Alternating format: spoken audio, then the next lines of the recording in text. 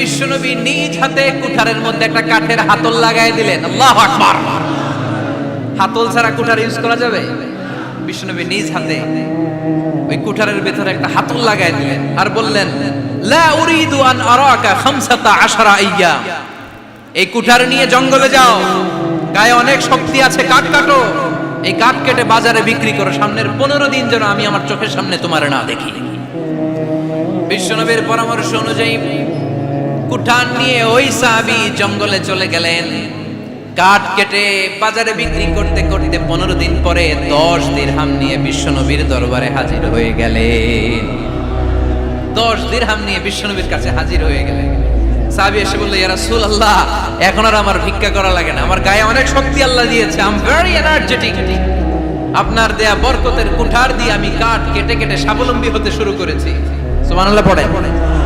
আমি এখন 10 দিরহামের মালিক। বিশ্বনবী বললেন, লা আইয়াহতাতিবা আহাদুকুম হুজমাতান আলা যাহরিহি খায়রুম মিন আইয়াসআলা শাইআন ফায়ু'তিয়াহু আও ইয়ামনাহু।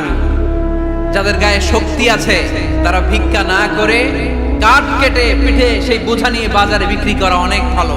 কারণ কারো কাছে যদি তুমি হাত পাতো, সে দিতেও পারে, নাও দিতে পারে। আর কষ্ট করলে কষ্ট কোনোদিন বৃথা যায় না। চিল্লায় বলেন ঠিক কি না? বিষ্ণু ইসা ইসলামের অনুপ্রেরণায় এই সাহাবা অল্প কিছুদিনের ব্যবধানে স্বাবলম্বী হয়ে গেলেন। What is the moral of the story? বিশ্বনবীর এই প্রফেটিক স্টোরি থেকে আমাদের কি শিক্ষা? লেসন নাম্বার 1, বিশ্বনবী চাইলেই ওই 2 দিরহাম দিয়ে বলতে পারতো, যাও খাবার দাবার কিনে ফ্যামিলিতে দিয়ে আসো। সে ওই 2 দিরহাম নিয়ে খাবার দাবার কিনে ফ্যামিলিকে খাইয়ে রাত্রে আবার ভিক্ষায় নামতো। কথা কন, রাত্রে কি করতো? ভিক্ষায় নামতো। বিষ্ণু ইসা ইসলাম তাকে কাজ করে খাওয়ার জন্য উৎসাহ দিলেন। পাশাপাশি বিষ্ণু ইসা ইসলাম পার্মানেন্ট সলিউশন দিলেন। এজন্য পার্মানেন্ট সলিউশনের ব্যবস্থা করতে হবে। অনেকে আমরা যাকাত দেই, যাকাতের শাড়ি দেই, যাকাতের লুঙ্গি দেই, আছে না নাই? লক্ষ্মীপুরে এরকম দেয় নাকি? কি দেয়? হ্যাঁ, গাড়ি গাড়ি দেয়, শাড়ি না। যাকাতের শাড়ি, যাকাতের লুঙ্গি বলতে কোনো কথা ইসলামে নাই। এগুলো খুব কম দামি শাড়ি, যাদেরকে এগুলো দেয়া হয় তাদেরকে অপমান করা হয়, ঠিক কি না? আল্লাহ বলেছেন, ওয়ালাকাদ কাররামনা বানি আদম, I have dignified the status of the sons of Adam. আমি আদমের সব সন্তানদেরকে সম্মানিত করেছি। সুবহানাল্লাহ পড়েন। আপনাদের যে সম্মানিত কেউ আছে? মানুষের যে সম্মানিত গোটা বিশ্বে আর কোনো মাখলুকাত আছে? নাই। এজন্য যাকাতের শাড়ি দেয়া যাবে না, যাকাতের লুঙ্গি দেয়া যাবে না। যাকাতের শাড়ি আপনারা দেখছেন, এটারে একবার ধোয়ার পরে দ্বিতীয়বার পরা যায় না। মশারি কি পাতলা, এর চেয়েও পাতলা। এই জন্য যাকাতের শাড়ি, যাকাতের লুঙ্গি বলতে ইসলামে কোনো পরিভাষা নাই। আপনাকে স্বাবলম্বী করে দেওয়ার চেষ্টা করতে হবে। যারা লক্ষ্মীপুর জেলায় বিজনেস ম্যাগনেট আছেন, তারা একসাথে হয়ে একটা স্ট্রং যাকাত ম্যানেজমেন্ট প্ল্যাটফর্ম করতে পারে, যেখান থেকে আপনারা বিভিন্ন থানায়, বিভিন্ন গ্রামে বাছাই করে করে কিছু ভাইদেরকে যাকাত দিতে পারেন স্বাবলম্বী করার উদ্দেশ্যে। যেই ফ্যামিলিকে আছে, কি নাম এটার? পল্লী উন্নয়ন ক্লাব। মাশাআল্লাহ, যাকাত ফান্ড দিয়ে বিদেশে লোক পাঠায়। এর চেয়ে সুন্দর পদ্ধতিতে যাকাত বিতরণ আর হতে পারে? যেই লোকটাকে, যেই ছেলেটাকে বিদেশে পাঠানো হয়েছে, ওই ফ্যামিলিটা আর কোনোদিন যাকাতের শাড়ি নেওয়ার জন্য লাইনে দাঁড়াবে? যেই ছেলেটাকে ওনারা অস্ট্রেলিয়ান গাভী কিনে দিছে, দুধ বিক্রি করে যেই ফ্যামিলিটা স্বাবলম্বী হতে শুরু করেছে, তারা আর কোনোদিন যাকাতের লাইনে যেয়ে দাঁড়াবে না। এজন্য যাকাত দিতে হবে স্বাবলম্বী করার জন্য। ইসলাম আমাদেরকে এটাই শিখিয়েছে, কাজ করে খেতে হবে। কাজে লজ্জা নেই, লজ্জা হচ্ছে অলসতায়। লজ্জা কিসে? আজকের আলোচনা থেকে এটা মুখস্থ করে নিতে হবে। কাজে লজ্জা নেই। লক্ষ্মীপুরের ইয়াংস্টারেরা শ্রমে লজ্জা নেই, পরিশ্রমে লজ্জা নেই, লজ্জা অলসতায়। লজ্জা কিসে? আরো জোরে। নবীরা কি এমনি এমনি বসে বসে খাইছে? কঠিন পরিস্থিতিতেও নবীরা পরিশ্রম করে উপার্জন করা লেগেছে, ঠিক কি না? সাইয়েদনা মারিয়াম আলাইহিস সালাম, যার নামে আল্লাহ তাআলা কোরআনে একটা সূরা দিলেন, উনি পৃথিবীতে এমন একজন মহিয়সী নারী, যেই নারীর গর্ভে, যেই নারীর পেটের ভেতরে স্বামীর স্পর্শ ছাড়া সন্তান দিয়েছে কে? সাইয়েদনা ঈসা আলাইহিস সালাম পেটে আসলেন। মারিয়াম আলাইহিস সালাম লজ্জা পেলেন। হায় হায়, কেমন করে এলাকাবাসীদের কাছে আমি আমার মুখ দেখাবো? বিয়ে করি নাই, স্বামী নাই, বিয়ে হয় নাই, স্বামী নাই, কিন্তু পেটে সন্তান চলে এসেছে। হায় হায়, এলাকায় কেমনে মুখ দেখাবো? লজ্জায় পড়ে মারিয়াম আলাইহিস সালাম এলাকা থেকে চলে গেলেন। কি অবাক করা কাণ্ড! বাচ্চা ভূমিষ্ঠ হওয়ার জন্য, বড় হওয়ার জন্য 6 মাস 7 মাস লাগে নাই, পেটে বাচ্চা আসার সাথে সাথে বাচ্চাটারে বড় করে দিয়েছে কে? সাইয়্যিদাতুনা মারিয়াম আলাইহিস সালাম এবার বসে পড়লেন, বুঝতে আরম্ভ করলেন প্রেগন্যান্সির পেইন উঠেছে। হঠাৎ করে পেট থেকে বাচ্চা ভূমিষ্ঠ হয়ে যাওয়ার পরে উনি কাঁপতে আরম্ভ করলেন। ক্ষুধার চোটে খাবার কিছু নাই, সামনে ঝর্ণা, উপরে একটা খেজুর গাছ। সাইয়েদনা ঈসা আলাইহিস সালামকে কোলে নিয়ে মারিয়াম আলাইহিস সালাম মনে মনে ভাবে, হায় রে, কেউ যদি একটু খেজুর পেড়ে দিত, এই ক্ষুধার মুহূর্তে আমি খেজুর খেয়ে পেটের ক্ষুধা নিবারণ করতাম। রব্বুল আলামিন মারিয়ামকে উদ্দেশ্য করে আয়াত নাজিল করে দিলেন, ওয়া হুজ্জি ইলাইকি বিজিযিন নাখলাতি তুসাকিত আলাইকি রতবান জানিয়া। কোরআন সাক্ষী, হুজ্জি ইলাইকি বিজিযিন নাখলা, এর মানে হচ্ছে মারিয়াম, কেউ পেড়ে দিবে না, একটু কষ্ট করে হাতটা উঁচু করে খেজুরের ডালা ধরে ঝাঁকুনি মারো, টসটসে কাঁচা পাকা খেজুর নিচের দিকে পড়বে, তারপর তুমি তুলে খাবে। সুবহানাল্লাহ পড়েন। আল্লাহ চাইলে অটোমেটিক্যালি কারামাত হিসেবে খেজুরগুলো নিচে ফেলতে পারতেন না? কথা কোন? খেজুরগুলো অটোমেটিক্যালি নিচের দিকে পড়ছে? পড়ে নাই।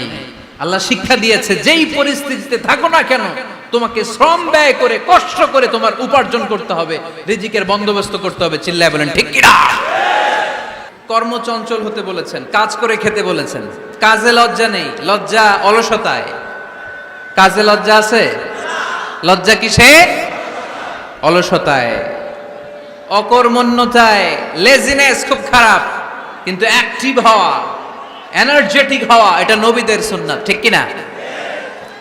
তো এই আয়াতের মাধ্যমে আল্লাহ তাআলা গোটা বিশ্বের মানুষদেরকে কাজের প্রতি উৎসাহিত করেছেন। আল্লাহ বলেছেন, ফাইদা কুদিয়াতিস সালাতু ফান্তাশিরু ফিল আরদ আবতাগু মিন ফাদলিল্লাহ। যখন সালাত শেষ হয়ে যায় তখন তোমরা জমিনে ছড়িয়ে পড়ো, প্রত্যেকের ওয়ার্ক প্লেসে চলে যাও, কাজ করো। আবতাগু মিন ফাদলিল্লাহ, আর আল্লাহর দেয়া ফদল তালাশ করো, রিজিক তালাশ করো। মসজিদের ভিতরে রিজিক আছে? কথা কয় না। মসজিদে গেলে কি টাকা পাওয়া যায়? খাওয়া পাওয়া যায় না। খাবার উৎপন্ন করতে হয় মসজিদের বাইরে, এ জমিনে। মসজিদে গেলে রহমত পাওয়া যায়। মসজিদে গেলে কি পাওয়া যায়? এজন্য মসজিদে ঢুকার সময় আমরা কোন পা দিয়ে ঢুকি আর কি পড়ি? আল্লাহুম্মা ইফতাহলি আবওয়াবা রাহমাতিক, আল্লাহুম্মা ইফতাহলি আবওয়াবা রাহমাতিক। আমরা বলি, হে আল্লাহ, আপনি আপনার রহমতের দরজা আমাদের জন্য খুলে দেন। সুবহানাল্লাহ পড়েন। এই দোয়া থেকে বোঝা গেল মসজিদে ঢুকলে কি পাওয়া যায়? সবাই বলতে হবে, কি পাওয়া যায়? মসজিদে ঢুকলে রহমত পাওয়া যায়, আর মসজিদ থেকে বের হলে রিজিক পাওয়া যায়, ফদল পাওয়া যায়। ফদল, ফদলের আরেক অর্থ হচ্ছে রিজিক। এজন্য মসজিদ থেকে যখন বেরোই কোন পা দিয়ে বেরোই আর কি পড়ি?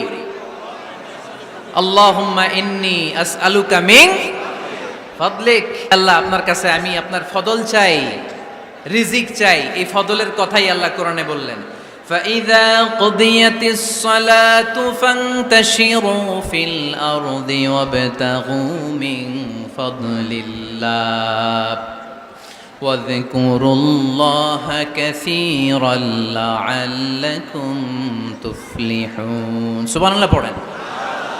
আল্লাহ ডেকে বললেন, গোলাম, যখন সালাত শেষ হয়ে যায় জমিনে ছড়িয়ে পড়ো, মসজিদে বসে থেকো না। আদেশটা কার?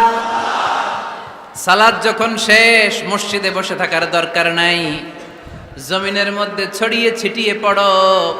ওয়াবতাগু মিন ফাদলিল্লাহ, আমার ফদল তালাশ করো, আমার রিজিক তালাশ করো, বেশি বেশি আমাকে স্মরণ করো। সুবহানাল্লাহ পড়েন। তার মানে ইসলামের বিধান হচ্ছে, যখন সালাতের সময় হবে আপনি মসজিদে যাবেন, আবার সালাত শেষ আপনি আপনার কাজে চলে যাবেন। when you are done with your salah, spread out to your workplace। কাজ শেষ তো আপনার কর্মস্থলে চলে যান। এটা হচ্ছে ইসলামের নিয়ম। নামাজের আজান যখন হবে সবাই মসজিদে ঢুকবে, সালাম ফিরিয়ে নামাজ শেষ, সবাই মসজিদ থেকে বের হয়ে যাবে। শিক্ষক চলে যাবে স্কুলে, কৃষক চলে যাবে ফসলের খেতে, ব্যবসায়ীরা চলে যাবে শপিং মলে, মেম্বার অব দ্য পার্লামেন্ট চলে যাবে সংসদ ভবনে। যে যার কাজের মধ্যে সে তাড়াতাড়ি ইনভলভ হয়ে যাবে। সালাত শেষ, কাজে ঝাঁপিয়ে পড়ো, আদেশটা কার? তাহলে ইসলামে ইবাদতের অ্যাটিটিউডটা বুঝতে পারছেন? কাজের সময় কাজ, নামাজের সময় বলেন কাজের সময়, নামাজের সময়। সুন্দর হয়েছে না বিষয়টা? ফাইদা কুদিয়াতিস সালাতু ফান্তাশিরু ফিল আরদ। যখন তোমাদের সালাত শেষ তখন জমিনে ছড়িয়ে পড়ো। জমিনটাকে আল্লাহ আমাদের জন্য উর্বর বানিয়েছেন। জমিনে বীজ রোপণ করে দিলেই এখানে ফসলের ব্যবস্থা করে দেয় কে? ওয়াল্লাযী জাআলা লাকুমুল আরদা যালুলান ফামশু ফি মানাকিবিহা ওয়া কুলু মির রিজকি ওয়া ইলাইহিন নুশুর। তিনি তো এমন সত্তা যিনি তোমাদের জন্য জমিনটারে ফ্ল্যাট বানিয়ে দিয়েছেন, সমতল বানিয়ে দিয়েছেন। এই জমিনের অলিতে গলিতে, বনে বাদারে, রাস্তায়, সাগরে, পাতালে, পাহাড়ে, বিভিন্ন জায়গায় তোমরা ঘুরে বেড়াও। সেখানে যে আমি আল্লাহর রিজিক তালাশ করো। সুবহানাল্লাহ। এই জমিনটাকে আল্লাহ সাহালাতুল মাসালেক, চলার জন্য সহজ বানিয়ে দিয়েছেন। ফ্ল্যাট, উঁচু নিচু নাই। এই যে লক্ষ্মীপুরের আজকে এই যে প্যান্ডেলের এইখানে উঁচু নিচু আছে, আজকে এইখানে যদি উঁচু হতো ওইখানে নিচু হতো, আমরা ঠিক মতো দেখতে পারতেন? বিমান থেকে এটা খুব সুন্দর দেখা যায়, জমিনটা খুব ফ্ল্যাট দেখা যায়, সমতল। এই সমতল হওয়ার কারণে এখানে চাষাবাদের সুযোগ সুবিধা করে দিয়েছে কে? তাহলে বোঝা গেল এই জমিনটা সমতল এবং উর্বর, ভেরি ফার্টাইল ল্যান্ড। আমাদের সালাত শেষ, আমরা কাজে চলে যাব, আবার আজান হলে মসজিদে ঢুকে যাব। এটাই হচ্ছে ইসলামের নিয়ম। সাইয়েদনা ওমর ফারুক যখন মসজিদে নববীর ইমাম, তিনি ইয়ামান দেশের কিছু লোকদের সাথে সাক্ষাৎ করলেন। কোন দেশের? ইয়ামান, যুদ্ধ বিধ্বস্ত একটা দেশ এখন। প্রাচীন নগরী হাদ্রামাউত বা আলাবাক, এই ইয়ামান দেশের কিছু লোকের সাথে তিনি সাক্ষাৎ করলেন। তারা গোল হয়ে বসে থাকে, নামাজের পরে যায় না, বসে বসে সুবহানাল্লাহ পড়ে, আলহামদুলিল্লাহ পড়ে জিকির করে। ওমর ফারুক ভাবলেন দেখি পরের ওয়াক্তে কি হয়। উনি আসরের নামাজে ইমামতি করতে আসলেন, এসে দেখলেন ইয়ামানের লোকেরা মসজিদের বারান্দায় আশেপাশে বসে আছে, সবাই যায়, এরা যায় না। মাগরিবের সালাতে উনি ইমামতি করতে আসলেন। ওমর ফারুক নামাজ শেষ করে দেখলেন সবাই চলে যায়, কিন্তু ইয়ামানের লোকগুলো যায় না। এশার সালাত পর্যন্ত তিনি ওয়েট করলেন। এশার নামাজ পড়ে চলে যাওয়ার সময় ওমর ফারুক দেখলেন সবাই নামাজ পড়ে কাজে চলে যায়, কিন্তু ইয়ামান দেশের লোকগুলো যায় না। ওমর ফারুক বললেন, মা বালুকুম মা খাতবুকুম, ঘটনা কি? কি হয়েছে তোমাদের? সবাই নামাজ পড়ে চলে যায়, কাজে যায়, তোমরা যাও না কেন? এখানে কি করো? ইয়ামানিরা বলতে শুরু করলো, নাহনু আল মুতাওয়াক্কিলুনা আলাল্লাহ, আমরা এখানে আল্লাহর উপর তাওয়াক্কুল করে বসে আছি। ওমর ফারুক অবাক হলেন, আনতুম আল মুতাওয়াক্কিলুনা ফিল্লাহ, তোমরা আল্লাহর উপর তাওয়াক্কুল করে বসে আছো? তো এই যে সারাটা দিন ঘাপটি মেরে এখানে বসে থাকলে তোমাদের খাবার আসে কোত্থেকে? উপার্জন হয় কি করে? ইনকাম আসে কোত্থেকে? রুজি রুটি হয় কোত্থেকে? ইয়ামানি লোকগুলো বললো, আমরা এখানে বসে বসে জিকির করি, তেলাওয়াত করি, বুজুর্গের মতো বসে থাকি। আমাদের বুজুর্গিয়া জিকির দেখে আশেপাশের লোকেরা এসে আমাদেরকে খাবার দিয়ে যায়। ওমর ফারুক বললেন, সর্বনাশ, তাইলে তো তোমরা আল মুতাওয়াক্কিলুনা ফিল্লাহ না, তোমরা হচ্ছে আল মুতাওয়াক্কিলুনা আলা বা'দিকুম বা'দা, একে অপরের উপর নির্ভরশীল। যারা প্লেটে করে খাবার নিয়ে আসে তোমরা তাদের উপর